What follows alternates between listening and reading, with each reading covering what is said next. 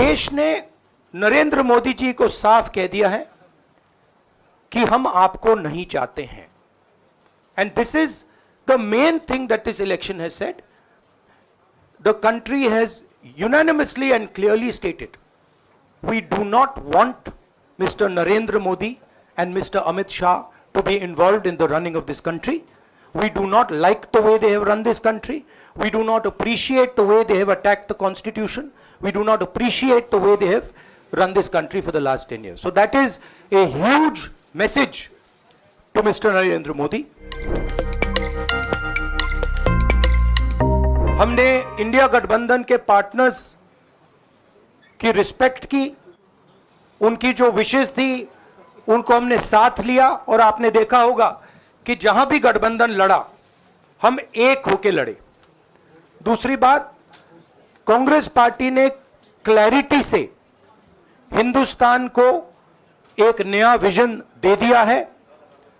Pro poor vision, pro production vision Hindustan को India गठबंधन ने साफ दे दिया है. ये जो हमारा परफॉर्मेंस हुआ है, इंडिया गठबंधन का परफॉर्मेंस हुआ है, इसके पीछे कॉन्स्टिट्यूशन, जो रिजर्वेशन पर बीजेपी ने आक्रमण किया, गरीबी, ये चुनाव इंडिया गठबंधन और कांग्रेस पार्टी सिर्फ एक राजनीतिक दल के खिलाफ नहीं लड़ी थी. ये चुनाव हम बीजेपी, एक राजनीतिक दल, हिंदुस्तान के इंस्टीट्यूशंस, हिंदुस्तान का जो पूरा गवर्नेंस का स्ट्रक्चर है, इंटेलिजेंस एजेंसीज, सीबीआई, ईडी, ये सब, आधी जुडिशरी, इन सब के खिलाफ हम लड़े थे. क्योंकि इन सब संस्थाओं को, इन सब इंस्टीट्यूशंस को नरेंद्र मोदी जी ने और अमित शाह जी ने कैप्चर करा, धमकाया, डराया. प्रेस की तो मैं बात करता रहता हूं. आपको मतलब काफी बार कहा है कि आपका भी रोल रहना चाहिए, और उस रोल को काफी लोगों ने किया, काफी लोगों ने खुल के किया, काफी लोगों ने छुप के किया. और आपके इमोशंस कहां थे हमें मालूम है. लड़ाई संविधान को बचाने की थी, कॉन्स्टिट्यूशन को बचाने की थी. और मैं आपको सच बताऊं तो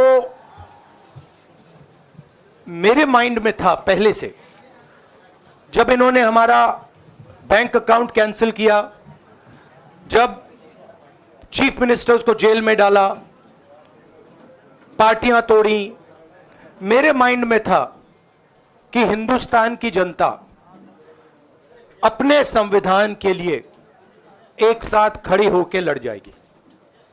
और यह सच साबित हुआ.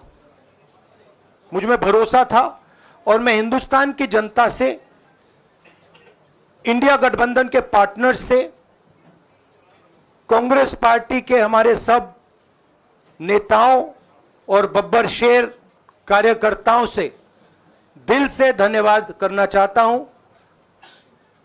आपने संविधान को बचाने का पहला और सबसे बड़ा कदम ले लिया है.